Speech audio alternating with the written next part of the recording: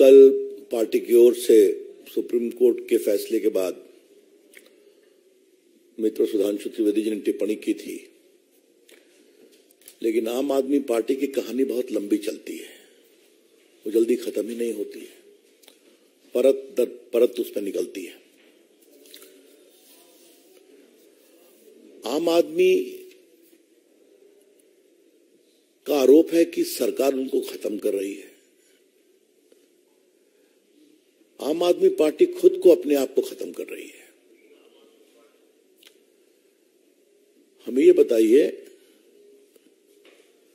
हम ही ने कहा था ना कि एक्साइज पॉलिसी ऐसी बनाओ जिसमें कमीशन खाओ। सरकार ने कहा था कि पूरे दिल्ली में शराब का ठेका एक मोनोपोली कर दो। क्या भाजपा ने कहा था कि अपना 6% वोट राष्ट्रीय स्तर पर मान्यता प्राप्त करने के लिए शराब के कमीशन से प्राप्त करो गोवा के इलेक्शन में? ये हमने कहा था क्या? तो गलती करेंगे आप, भ्रष्टाचार करेंगे आप, अपराध करेंगे आप, और कार्रवाई होगी तो परेशानी है। ऐसा कैसे चलेगा भाई? ये आज इसलिए बताना जरूरी है कि अरविंद केजरीवाल और उनकी पार्टी, मनीष सिसोदिया, संजय सिंह, सभी बार बार कहते थे कि पूरा ये मामला बिल्कुल फर्जी है। कहा था ना। फरवरी से मनीष सिसोदिया जी जेल में है। उनका बेल रिजेक्ट किया लोअर कोर्ट ने, बेल रिजेक्ट किया हाई कोर्ट ने, अब सुप्रीम कोर्ट ने रिजेक्ट किया। और बाकी सदन जैन वगैरह की बात तो हमारे दिल्ली के मित्र लोग करते रहते हैं आपसे। कितने उनके नेता जेल में हैं ये आप सभी जानते हैं। लेकिन आज तक अरविंद केजरीवाल ने इस पूरे महाघोटाले पर एक शब्द स्पष्टीकरण का नहीं कहा। This very important to note. बार बार बिल्कुल झूठा है, बेबुनियाद है, फंसाने की चाल है। तो बोया पेड़ बबूल का तो आम कहां से होगा केजरीवाल जी? ये तो मुझे पहली बात कहनी है।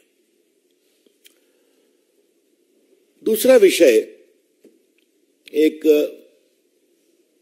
राजनीति में और लोकतंत्र में रिकॉल वैल्यू होता है। तो आज थोड़ा रिकॉल वैल्यू बताना जरूरी है कि ये पूरा स्कैम था क्या। आप सभी जानते हैं, लेकिन मैं आपके माध्यम से देश को रिकॉल करा रहा हूं। एक नई एक्साइज पॉलिसी बने, इसके लिए ग्रुप ऑफ मिनिस्टर्स बैठा, उसके हेड थे मनीष सिसोदिया जी। उसमें फिर कई चर्चा हुई, बाकी हुई। इसी बीच में दक्षिण भारतीय लॉबी की एंट्री होती है और वो एक मिडिल मैन के थ्रू संपर्क करते हैं, और जब कुछ गड़बड़ी होती है, संदेह होता है, तो विषय अरविंद केजरीवाल के पास पहुंचता है। अरविंद केजरीवाल जी कहते हैं, this middle man is my man, उससे बात करो। और ये बात मैं ऐसी ही नहीं कह रहा हूं, आज के अखबारों में सारा विस्तार से छपा है। आज के अखबार में मैं लेकर के आया हूं, इसलिए मैं कोई उड़ती फिरती बात नहीं कह रहा हूं। उसके बाद जो रिपोर्ट बन के आई उसको कहा नहीं, केजरीवाल जी के घर की बैठक में कहा ये जीएम की रिपोर्ट मानी जाएगी। और जीएम की रिपोर्ट कौन थी? जो सदन लॉबी ने बना कर करके अपना पूरा फायदे का बना करके दिया था। और ये बात मैं नहीं कह रहा हूं, अरविंद केजरीवाल के जो सेक्रेटरी हैं उन्होंने कहा इन्वेस्टिगेशन में, अरे सॉरी, मनीष सिसोदिया के। और ये सब बातें रिकॉर्ड पर है। सीबीआई भी इंक्वायरी कर रही है, ईडी भी इंक्वायरी कर रही है, चार्जशीट फाइल हुई, आप सभी जानते हैं। इसी में एक और सवाल उठता है, क्या इतना बड़ा स्कैम बिना केजरीवाल के आशीर्वाद से हो सकता है क्या? जो लोग दिल्ली सरकार को जानते हैं और उनके चाल चलन को जानते हैं, such a massive scam cannot take place without the clear approval of Mr. Kejriwal. और जो बातें आई यहां पर उन्होंने साफ कहा कि हमारा आदमी इससे कांटेक्ट करो। जब मिलना नहीं संभव हुआ तो फेस टाइम से बात हुई और उसके बाद उन्होंने जो बनाया एक लॉबी ने वो पूरी रिपोर्ट को उसी में समाहित कर दिया गया। तो ये तो बड़े गहरे, सीधे और परिस्थिति जन साक्ष्य उपलब्ध है। लॉ में कहते हैं direct evidence and very suspicious circumstantial evidence. तो ये दोनों उपलब्ध हैं।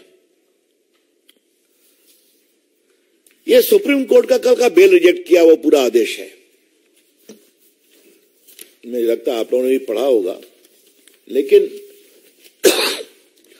मैं इसके 3-4 paragraph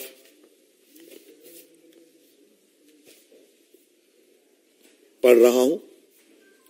Vijay Nair and the members of the liquor group had meetings on different dates, including on 16/3/21, and had prepared the new excise policy, which was handed over to Vijay Nair. Thereupon, the commission fee, which was earlier fixed at minimum of 5%, was enhanced to fixed fee of 12% payable to wholesale distributors. The appellant Manish Sisodiya was aware that three legal manufacturers have 85% share in liquor market. सब मैं supreme court से coat कर रहा हूं। और उसके बाद the excess amount of 7% commission fee earned by the wholesale distributor of rupees 338 crores only constitute an offence under section 7 of the Prevention of Corruption Act relating to public servant bribed. This amount was earned by the wholesale distributors in a span of 10 months. This figure cannot be disputed or challenged. मैं फिर कह रहा हूं, ये supreme court का कहना है।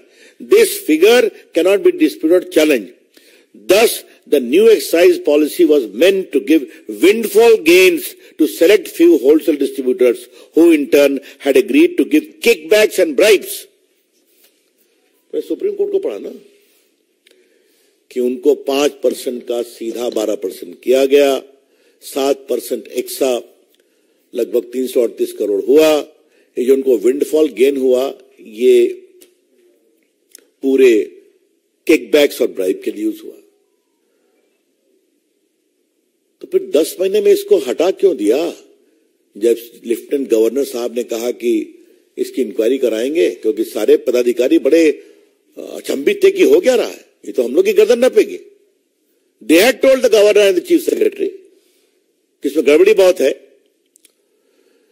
इसी के साथ एक दूसरी बहुत महत्वपूर्ण बात है, अगर ये इतना ही बढ़िया नियम था तो इसको 10 महीने में क्यों स्क्रैप कर दिया? वाई? अगर आप ठीक है तो होना चाहिए था, तो आपने इस पूरे नियम को स्क्रैप क्यों कर दिया? अब देखिए, जो मनीष सिसोदिया के सेक्रेटरी हैं उन्होंने क्या कहा, यह भी सुप्रीम कोर्ट का पार्ट है।